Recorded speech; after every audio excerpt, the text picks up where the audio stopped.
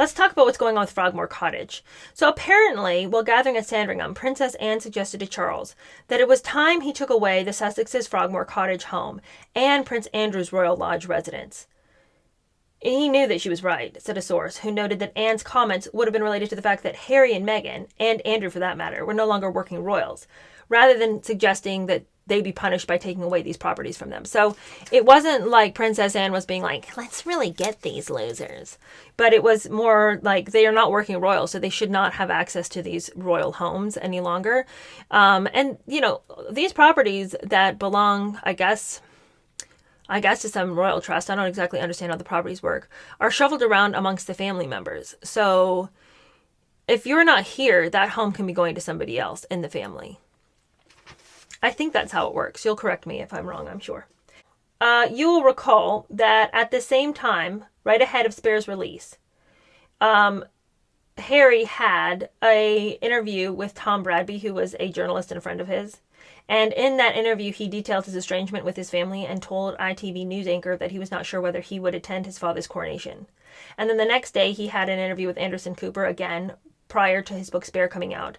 And that interview was notable for two things: Harry's candidness and Cooper's on-air disclosure that the palace demanded to see the full footage of the interview before making any comments.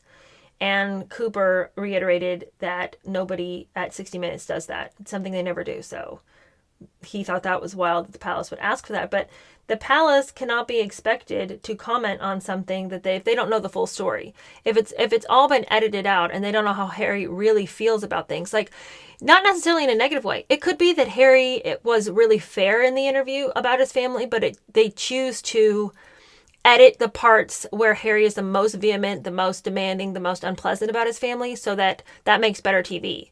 If Harry comes at it in a way where he's being, fair and just honestly explaining his grievances, the way he sees it, the palace would want to be able to comment on Harry's character with the full understanding of what had happened, not just by what is edited and what makes good TV.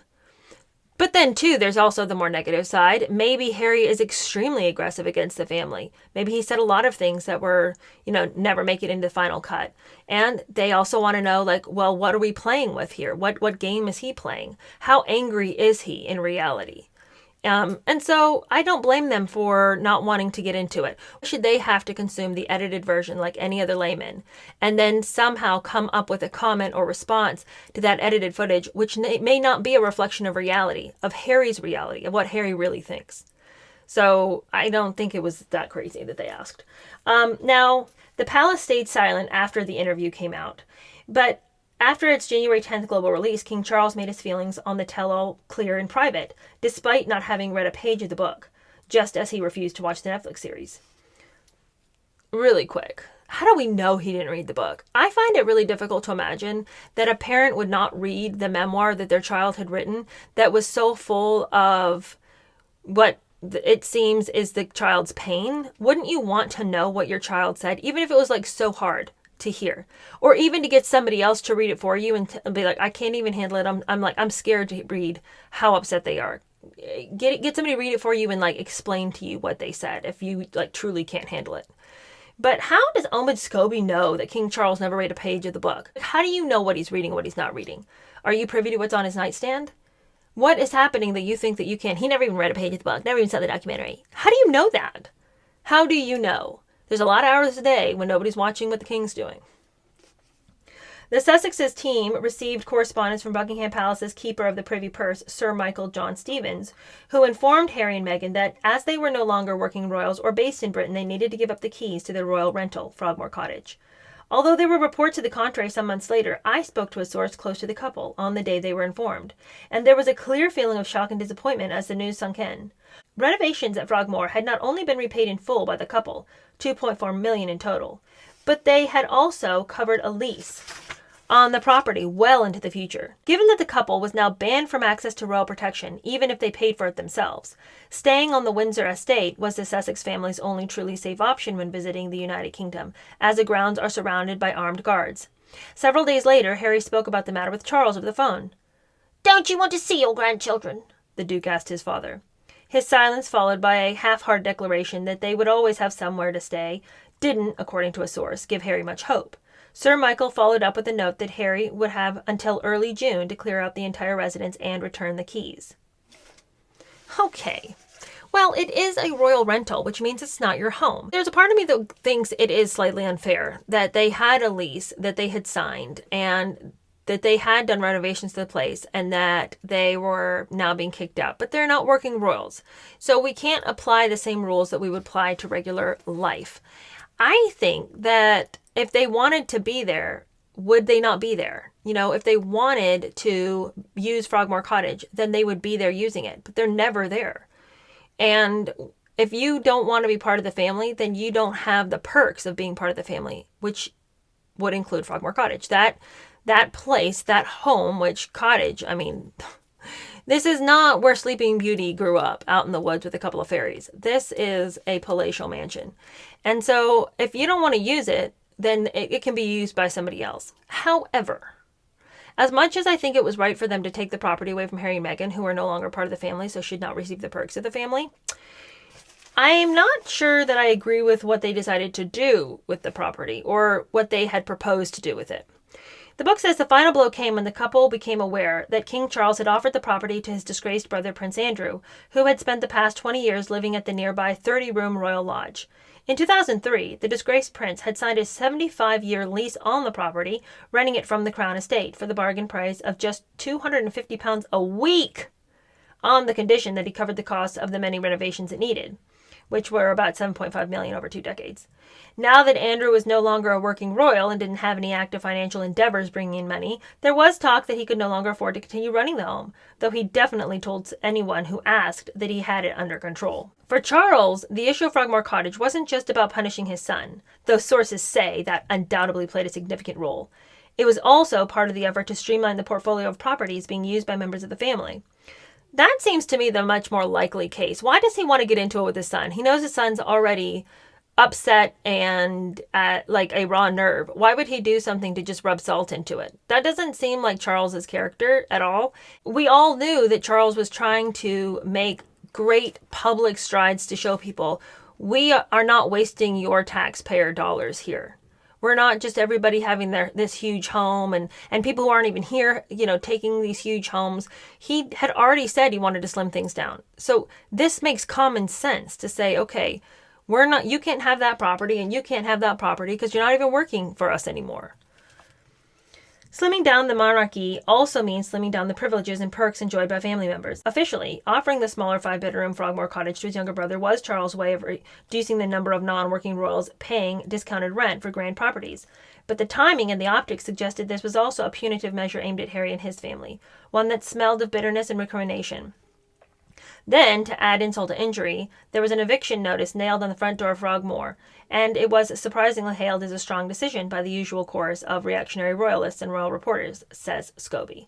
But others in the media found Charles' Frogmore move petty, including the respected former BBC royal correspondent Peter Hunt.